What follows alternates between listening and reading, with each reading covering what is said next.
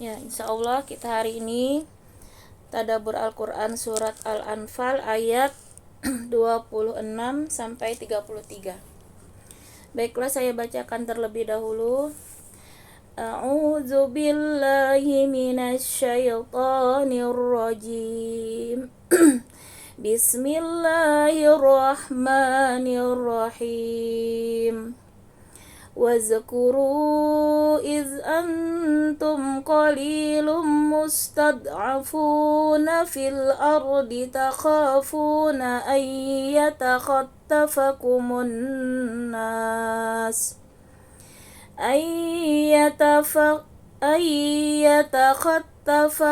الناس فآواكم وأيدكم بنصره ورزقكم من الطيبات لعلكم تشكرون. Waskuru, dan ingatlah, tatkala antum, kalian, qalilun, sedikit, mustad'afuna, orang-orang yang lemah, tertindas, di al-ardi, bumi Mekah, takhafuna, kalian takut, bahwa yatakhattafakum, akan menculik kalian, annas, manusia, fa'awakum, maka dia mengungsikan kalian, wa ayyadakum, dan dia kuatkan kalian, binasrihi, dengan pertolongannya, wa razaqakum, dan dia memberikan rezeki pada kalian, min, dari at-tayyibati, yang baik-baik, la'allakum, agar kalian tashkurun, kalian bersyukur. Nah, jadi di sini adalah perintah Allah kepada kita ya untuk senantiasa bersyukur. Nah, kemudian peristiwanya ini Allah ya mengingatkan kepada Rasulullah ya dan beserta para sahabat bagaimana ketika ya kaum muhajirin, yaitu orang-orang Mekah ya yang berislam ketika itu, jumlahnya yang masih sangat sedikit ya berada di Mekah. Nah, karena mereka jumlahnya sedikit, kemudian juga berasal dari kaum-kaum ya, para budak, para fakir miskin ya, sehingga mereka di bumi Mekah itu mengalami kekerasan, ibaratnya ya, ditindas ya, kemudian bahkan ada yang diculik tadi ya, ada yang bahkan disiksa ya, segala macam, dan kita bahkan melihat ada yang dibunuh ya, sebagaimana keluarga Yasir ya, Sumayyah Yasir ya beserta suaminya itu bahkan dibunuh ya oleh majikannya ya ketika mereka memproklamirkan keislamannya. Nah, disinilah keadaan ya kaum muhajirin muslim ya yang masih sedikit di Mekah, mereka dalam keadaan ketakutan, serba kekurangan ya. Maka di sini akhirnya Allah beri pertolongan ya, yaitu berupa tempat ya untuk berhijrah, yaitu di Madinah. Nah, di mana di Madinah ini Allah berikan ya kaum Ansor yang menyambut mereka dengan sukacita ya, dengan berbagai macam kebaikan yang Allah berikan ya melalui kaum Ansar, yaitu berupa tempat tinggal untuk menetap yang nyaman ya, yang tenang, kemudian juga rezeki yang Allah curahkan ya kepada kaum muhajirin. Nah, sehingga ini pelajaran bagi kita ya untuk senantiasa mensyukuri nikmat Allah. Nah, untuk menambah syukur kita, maka kita banyak-banyaklah mengingat ya saat-saat kita dalam kesusahan ya. Kita mengingat kembali saat kita sakit ya, kemudian Allah sembuhkan. Saat kita kekurangan rezeki, Allah cukupkan ya. Saat kita mengalami masalah, kemudian Allah bantu selesaikan, maka itu akan terus menambah kesyukuran kita. Sehingga ketika kita diberikan kelapangan rezeki, kemudian kesehatan, maka kita ingatlah ya saat-saat kita dulu susah rezekinya, saat kita sakit, maka kita akan bertambah rasa syukurnya. Nah, ini adalah perintah ya untuk kepada kita ayat ini agar senantiasa bersyukur tadi ya, dan menambah syukur itu dengan cara mengingat-ingat kembali ya keadaan kita sebelumnya yang tentunya pernah ya kita mengalami tadi sakit, kesusahan, masalah dan lain-lain, kemudian Allah berikan solusi ya dan penyelesaian, maka kita wajib senantiasa mensyukurinya. Nah, kemudian di ayat selanjutnya ini adalah tentang larangan ya berkhianat dan perintah untuk bertakwa. Nah, kemudian di sini nanti Allah akan jelaskan apa itu ya keutamaan ataupun hikmah ataupun manfaat ya ketika kita bertakwa itu akan mendapatkan banyak sekali keutamaan yang akan Allah berikan. Nah, sekarang kita melihat ya di ayat ke-27 ini asbabun nuzulnya ya, sebab turunnya ayat ini terkait ya adanya salah seorang utusan rasul ya yang ternyata dia berkhianat ya ketika dia disuruh menyampaikan surat ya kepada kaum musyrikin, kepada kaum kafir Quraisy, namun dia berkhianat di situ ya. Berkhianat cenderung ya membela orang kafir. Namun dia akhirnya tersadar ya dan bertobat. Namanya insya Allah namanya Abu Lubabah ya. Kita mungkin kalau yang pernah ke Madinah ya ada tiang Abu Lubabah ya di depan di Raudah itu ada salah satunya tiang Abu Lubabah. Nah, jadi Abu Lubabah ini menyadari kesalahannya ya. Kemudian dia bertobat di situ, mengikat dirinya di tiang itu ya, dia tidak mau makan ya, tidak mau minum. Dia menunjukkan kesungguhan bertobat ya, sampai Allah yang mengampuninya. Nah, maka setelah Allah mengampuni ya melalui wahyu ya kepada Rasulullah, maka barulah akhirnya sahabat itu menyampaikan itu sudah datang ya ayat dari Allah bahwa sudah diampuni ya karena tobatnya yang bersungguh-sungguh. Namun ternyata Abu Lubabah tidak mau melepaskan ikatannya ya, tidak mau dilepas sampai dia bilang Rasulullah yang melepas ikatannya. Nah, akhirnya Rasulullah yang mengikat, yang melepaskan ikatannya, baru Abu Lubabah ini menghentikan ya tadi mengikat diri di tiang. Jadi itulah ya yang melatar belakangi ya salah satunya. Jadi memang ada beberapa pendapat ya dari ahli tafsir, salah satunya tadi terkait adanya pengkhianatan ya. Maka di sini Allah menekankan ya kepada kita ketika diberikan amanah itu jangan pernah kita berkhianat. Nah, di sini kita baca ya ayatnya. Ya ayyuhallazina amanu la takhunullaha war rasul wa takhunu amanatikum wa antum ta'lamun. Ya ayyuhallazina, wahai sekalian orang-orang amanu yang mereka beriman, la takhunu, janganlah kalian mengkhianati Allah. Nah, di sini janganlah mengkhianati Allah, war rasul dan rasul, wa takhunu, dan jangan mengkhianati amanatikum, amanat-amanat yang dipercayakan pada kalian, wa antum, padahal kalian ta'lamun, kalian mengetahui.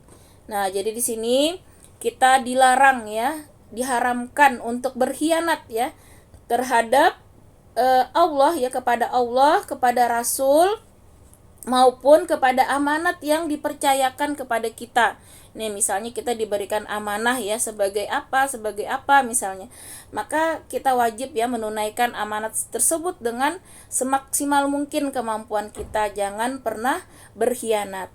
Nah, adapun amanah Allah itu adalah kewajiban ya menurut para ulama. Yang dimaksud amanat dari Allah itu segala kewajiban yang Allah perintahkan ya.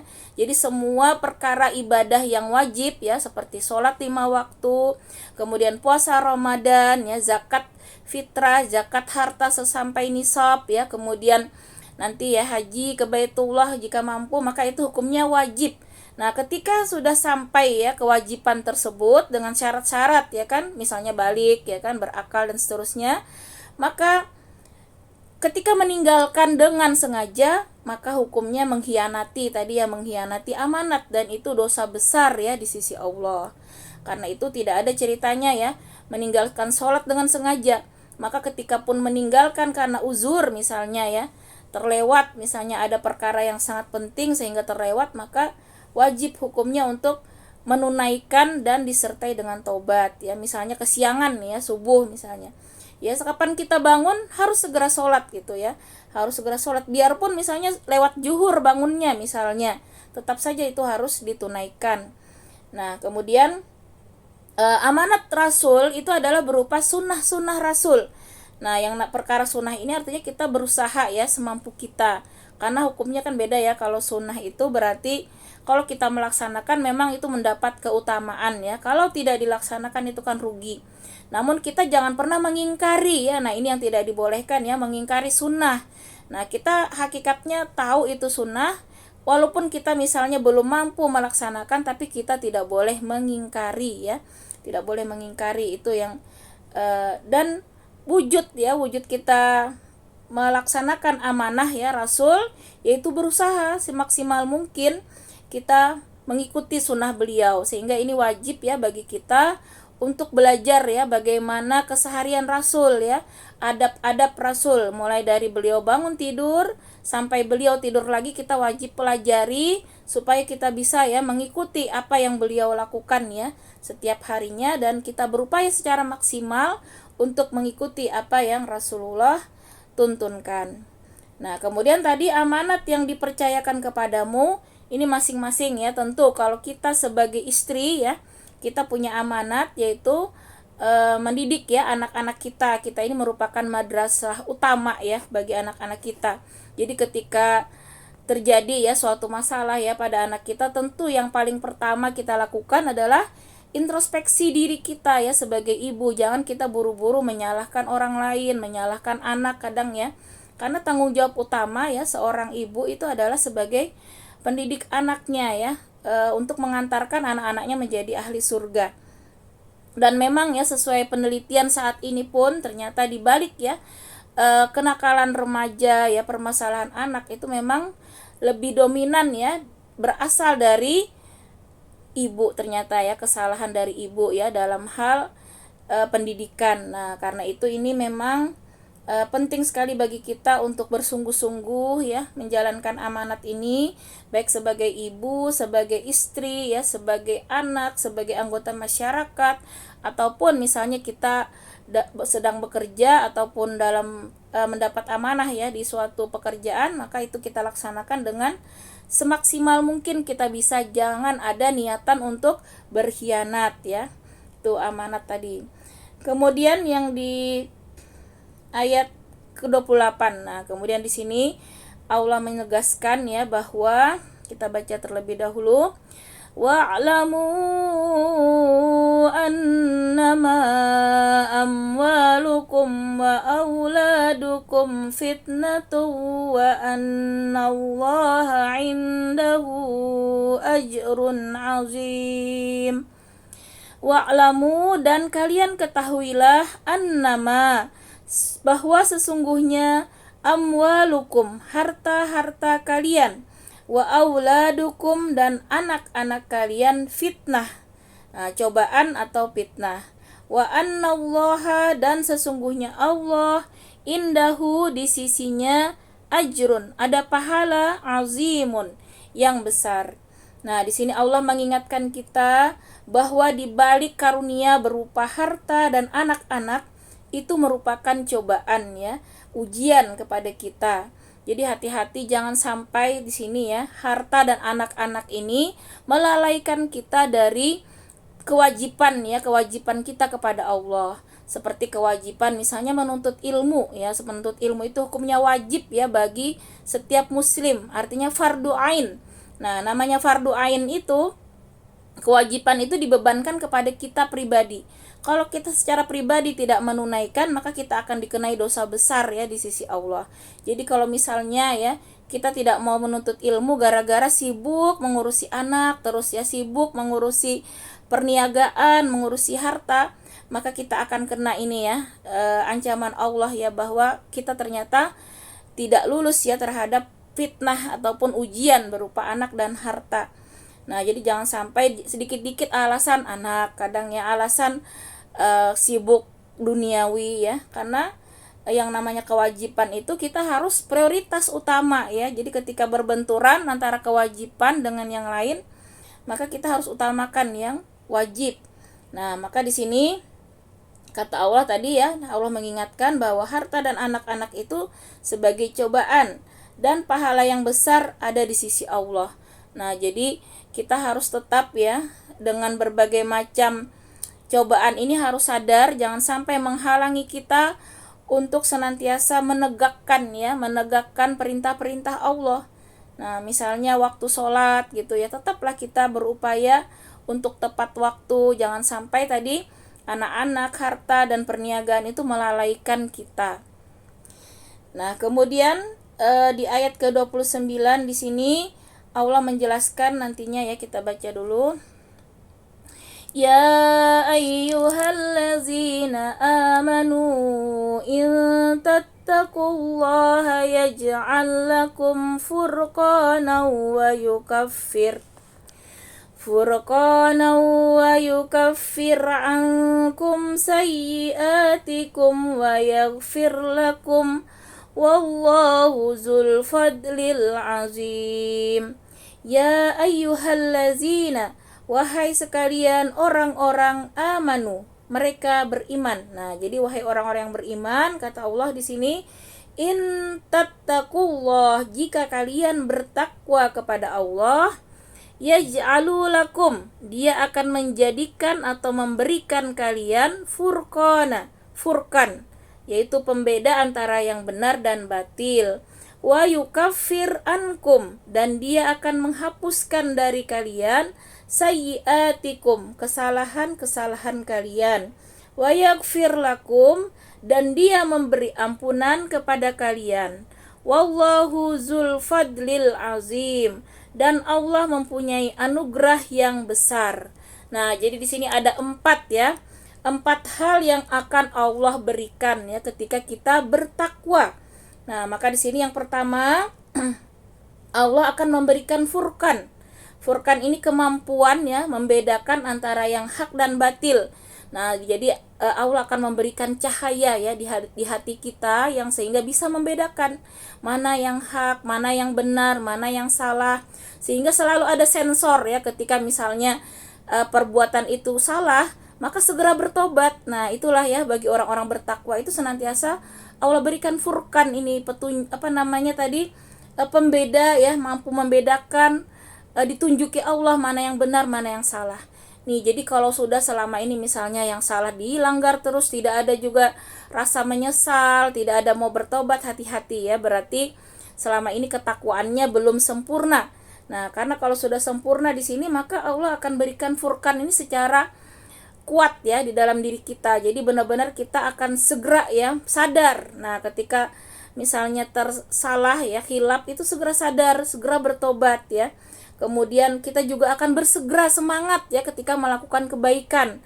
Nah, jadi hati-hati kalau misalnya selama ini malas ya dalam sholat, misalnya kurang khusyuk, kurang sempurna. Nah, berarti belum kuat ya ketakwaan kita, harus terus diasah yaitu dengan ilmu dan amal soleh ya. Jadi ketakwaan ini memang musuhnya itu di dalam diri kita ada 2, yaitu syubhat dan syahwat ya yang memusuhi ketakwaan di sini. Syubhat itu perkara-perkara yang tidak jelas. Nah, untuk mengetahui supaya jelas ya perkara-perkara dalam agama ini, yaitu dengan senantiasa menuntut ilmu. Nah, kalau kita sudah mengkaji ya, menuntut ilmu, maka kita tahu mana yang haram, mana yang halal, itu akan sangat jelas ya. Kemudian syahwat. Nah, ini syahwat juga senantiasa merongrong diri kita, yaitu keinginan ya melakukan syahwat itu kan artinya yang di luar ya, di luar ridho Allah ya. Nah, termasuk misalnya dosa-dosa ya, melakukan dosa-dosa itu kan karena syahwat ya, syahwat perut misalnya, menuruti ya keinginan perut yang berlebihan, syahwat mata misalnya. Nah, jadi segala yang berlebihan ya, yang tidak melebihi kadar ya ketentuan Allah, itu sudah syahwat, berarti yang berbicara, bukan lagi kebutuhan. Nah, untuk meredam ini maka tadi kita harus kuat-kuat ya dengan ketakwaan ya, dengan beribadah. Nah, jadi syahwat ini dilawan dengan ibadah. Misalnya nih berlebihan dalam hal makan misalnya, maka tentunya diredam dengan berpuasa ya, termasuk misalnya sudah kalau puasa itu kan sebenarnya kita harus sadar nih ya, bukan puasa perut saja, mata kita puasa dari melihat yang diharamkan ya, telinga puasa dari mendengar hal-hal yang dilarang, mulut puasa dari makan minum dan juga kata-kata yang buruk ya. puasa kaki kita dari berjalan ke tempat maksiat, dan seterusnya. Nah, itulah ya kunci ketakwaan itu, memang bagaimana kita mengendalikan diri kita untuk senantiasa ya taat kepada semua perintah Allah dan senantiasa menjauhi larangan Allah. Nah, jadi ini pertama, furqan akan Allah berikan ya bagi orang-orang yang bertakwa. Kemudian yang kedua, ini janji Allah ya bagi orang yang bertakwa adalah Allah akan menghapus kesalahanmu. Ini menurut ahli tafsir ya, bahwa kesalahan ini dalam hal dosa-dosa kecil.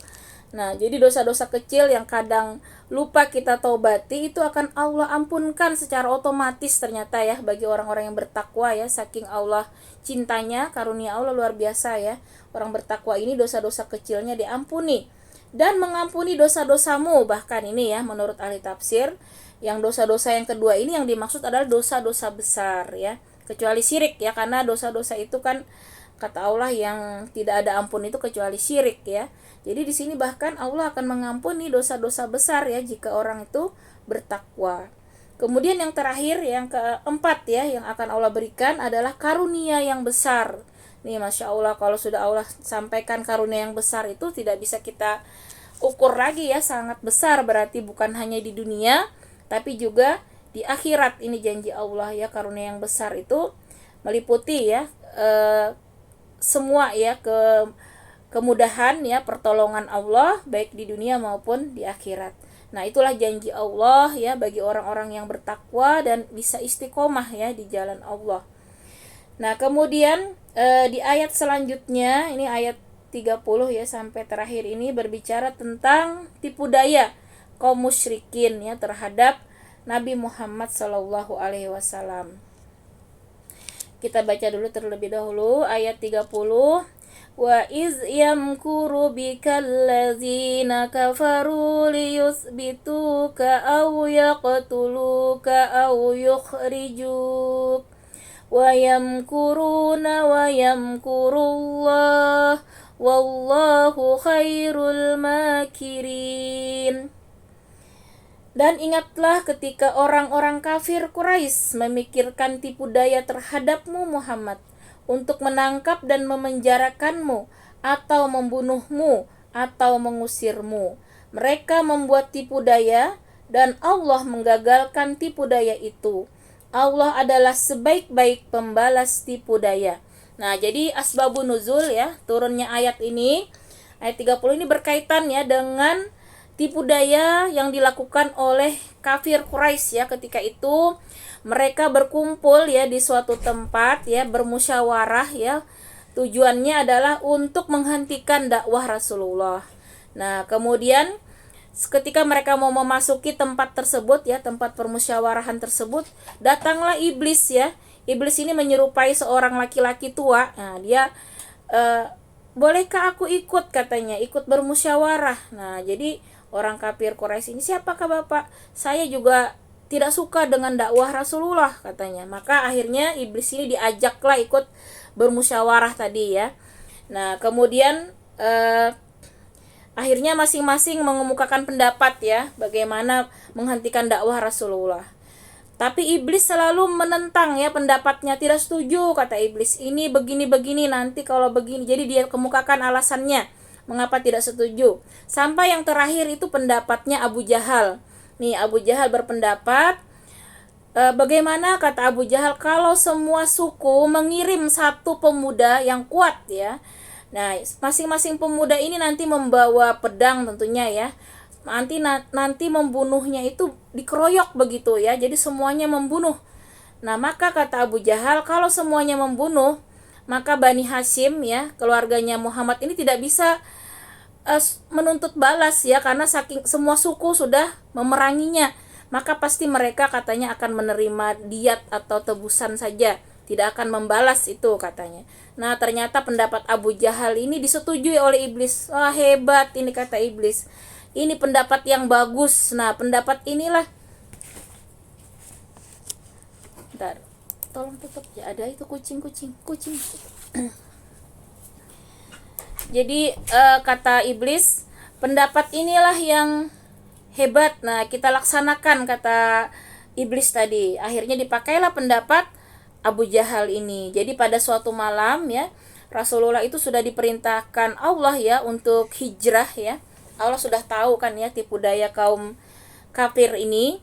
Maka malam itu Rasulullah disuruh hijrah ya, disuruh pergi dari Mekah ya menuju Madinah. Nah, kemudian Rasulullah ini meminta Ali ya, sepupu beliau Ali bin Abi Thalib untuk tidur ya di tempat Rasulullah berselimut ya, warna hijau selimutnya. Ali disuruh menggantikan tempat beliau tidur, sehingga malam itu ya Rasulullah pergi diam-diam. Nah, di depan pintu rumah Rasul itu sudah berkumpul tadi ya suku-suku dari kafir Quraisy ini siap-siap membunuh ya Rasul. Kemudian Allah perintahkan Rasulullah ya segenggam tanah ya, pasir tanah begitu, untuk menaburi ya kepada orang-orang kafir yang menunggu di depan pintu itu, ditaburkan tanah. Nah, ternyata setelah ditaburi itu mereka terlelap tidur ya, sehingga mereka tidak sadar Rasulullah pergi ya meninggalkan rumah beliau ya. Nah, namun kemudian Rasulullah bersembunyi ya di Gua Sur dulu ya, untuk bersembunyi ya, karena mereka tersadar ya setelah itu bangun karena iblis ini ngasih tahu, kalian ini tidak tahu ya Rasulullah tadi sudah lewat, katanya kalian tertidur semua. Nah, akhirnya mereka melihat telapak kaki Rasul itu masih ada bekasnya ya perjalanan, sehingga mereka bisa menemukan ya telapak kaki Rasul itu sampai di Gua Sur. Nah, jadi orang-orang kafir ini persis di mulut gua itu sudah ketemu, oh di sini nih Rasul berhenti nih. Tapi ternyata di depan mulut gua itu kan ada laba-laba yang membuat sarang ya, kemudian ada burung yang bertelur ya. Maka mereka tidak mungkin tapi kalau masuk gua, karena kalau masuk gua kan tadi malam katanya ya, tidak mungkin sarang ini tidak rusak kalau dimasuki orang begitu. Kemudian tidak mungkin burung juga bertelur dengan enaknya kalau ada orang di dalam gua. Nah, itulah tentara yang Allah kirim ya untuk mengelabui musuh ya, sehingga akhirnya tipu daya mereka tadi ya tidak berhasil.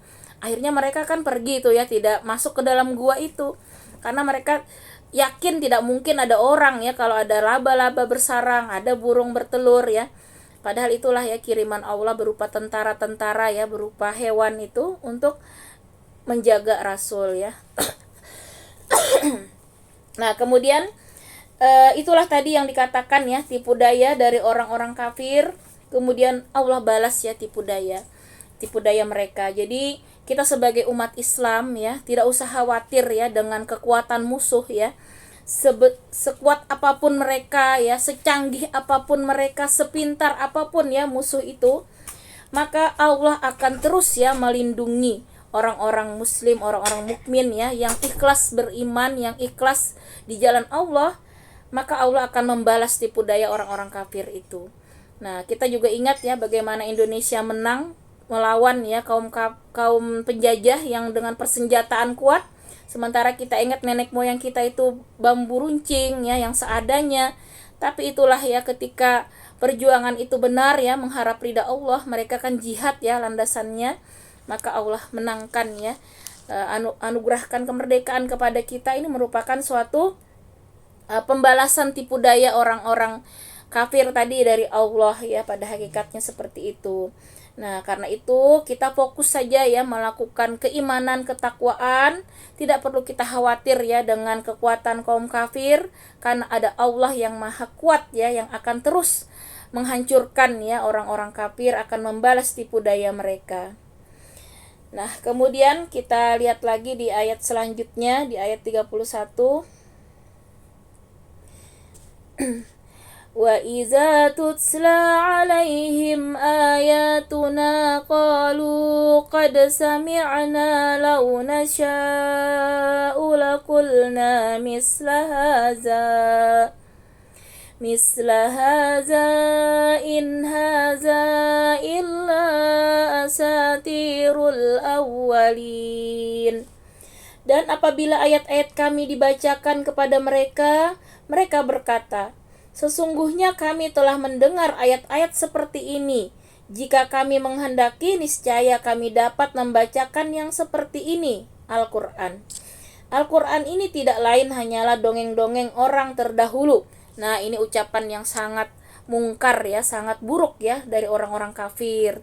Mereka mengatakan bahwa ayat-ayat Al-Qur'an ini katanya hanya dongeng-dongengan. Nah, nauzubillah min zalik ya, ini sangat murka ya di sisi Allah mengingkari ya kebenaran Al-Qur'an.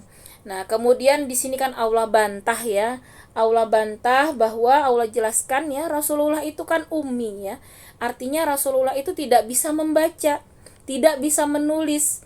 Nah, sementara Al-Qur'an itu berisi ilmu-ilmu baik tentang masa lampau ya, bagaimana cerita zaman dahulu maupun cerita-cerita yang akan datang, bahkan yang belum terjadi ya, seperti misalnya janji Allah kemenangan Romawi ya, kemudian yang lain-lain ya yang belum terjadi pun ada di Al-Qur'an dikabarkan. Sementara Rasul itu tidak pernah membaca referensi apapun ya, karena Rasulullah tidak bisa membaca, Rasulullah tidak bisa menulis ya, sehingga terbantahkan ini ya kalau Rasulullah yang menulis ya, membuat-buat sendiri.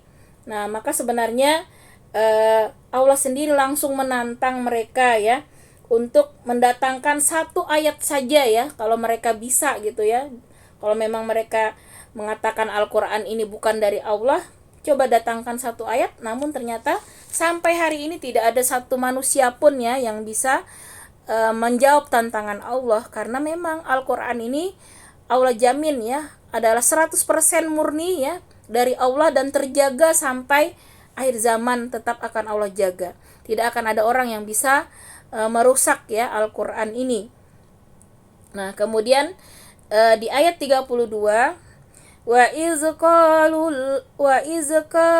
Allahumma in kana hadza huwal haqq min 'indika fa'amtir 'alaina hijaratan minas samaa'i aw i'tina bi'adzabin alim. Dan ingatlah ketika mereka orang-orang musyrik berkata, "Ya Allah, jika Al-Qur'an ini benar wahyu dari Engkau, maka hujanilah kami dengan batu dari langit, atau datangkanlah kepada kami azab yang pedih." Nah, mereka menantang artinya di sini. Katanya, "Ya Allah, kalau benar ini Al-Qur'an dari Engkau," katanya, "maka hujanilah kami dengan hujan batu ya dari langit," gitu ya. Mereka menantang nih, "Berilah kami azab," katanya ya. Jadi luar biasa nih ya, mereka menantang, saking mereka menolak ya Al-Qur'an ini, bahkan mereka siap diazab gitu ya. Nah, maka di sini Allah jawab ya tantangan mereka ini ya di ayat 33. Wa ma kana Allahu liyu'azzibahum wa anta fihim wa ma kana Allahu mu'azzibahum wa hum yastaghfirun. Tetapi Allah tidak menghukum mereka selama engkau Muhammad berada di antara mereka, dan tidaklah pula Allah akan menghukum mereka sedang mereka masih memohon ampunan. Nah, jadi ternyata Allah sampai hari ini ya tidak menghukum ya orang-orang kafir yang mendustakan Al-Qur'an, bahkan yang membakar Al-Qur'an, yang menghina Al-Qur'an ya, karena ada dua nih ya penyebabnya. Penyebabnya yang pertama karena Rasulullah berada di tengah mereka. Nah, jadi selama ada Nabi Muhammad ya di antara orang-orang kafir itu, Allah tidak akan menurunkan azab. Nah, saking cintanya Allah ya kepada Rasulullah ini, maka sebab adanya Rasul ini menyebabkan azab itu tidak turun sebagaimana nabi-nabi sebelumnya. Nah, jadi ini yang pertama. Yang kedua penyebab Allah tidak menurunkan azab adalah selama kata Allah masih ada orang yang memohon ampunan, yang beristighfar. Nah, jadi di dalam hadis Rasul ya, untuk mencegah ya azab Allah itu ada dua. Yang pertama adanya Rasul, dan ini kan sudah berakhir ya karena Rasulullah sudah meninggal. Maka tinggal yang kedua, kata Rasulullah, aku tinggali nih, aku wasiatkan kepada umatku supaya terhindar dari azab Allah, yaitu banyak-banyaklah memohon ampun, beristighfar. Masya Allah. Jadi ini panduan ya bagi kita bahwa istighfar itu luar biasa ya, sangat utama. Jadi selama di bumi ini masih ada orang yang beristighfar, masih ada memohon ampun, maka Allah tahan itu ya azab tersebut. Namun ketika sudah tidak ada lagi ya orang yang memohon ampun, yang beristighfar ya, maka itulah ya Allah turunkan azab itu kalau sudah suatu kaum ya lupanya sudah menyeluruh ya, tidak ada lagi yang mengingatkan, tidak ada yang berdakwah, tidak ada lagi yang beristighfar, itulah yang akhirnya terjadilah azab Allah ya, teguran yang keras. Nah, jadi